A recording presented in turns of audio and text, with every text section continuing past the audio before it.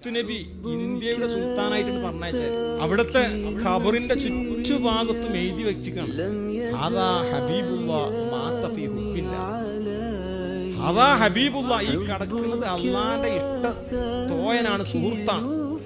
അള്ളാഹുവിനോടുള്ള മഹബത്തിലാണ് ലോകത്തോട് യാത്ര പറഞ്ഞത്. അത് ഹാജാത്തങ്ങൾ ലോകത്തോട് യാത്ര പറഞ്ഞ് കിടക്കുന്ന സമയത്ത് അവിടുത്തെ നെറ്റിത്തടത്തിൽ എഴുതപ്പെട്ട വാക്കായിരുന്നു അത്. ഹാജാത്തങ്ങൾ മരിക്കുന്ന സമയത്ത് എല്ലാരും പുറത്താക്കി, റൂമിൽ സ്വന്തമേ ഉള്ളൂ.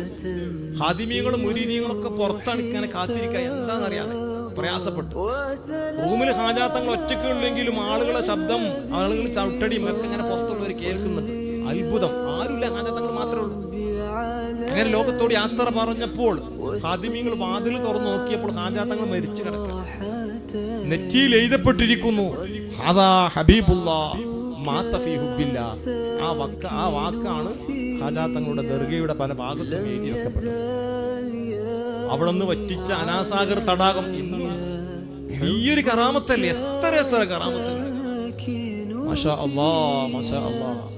അപ്പൊ ഇന്ത്യയുടെ സുൽത്താനാണ്, വരീബെ നവാസ്, സാധു സംരക്ഷകൻ. നമ്മളത് മനസ്സിലാക്കി. വരീബെ നവാസ് സാധു സംരക്ഷകനാണ്.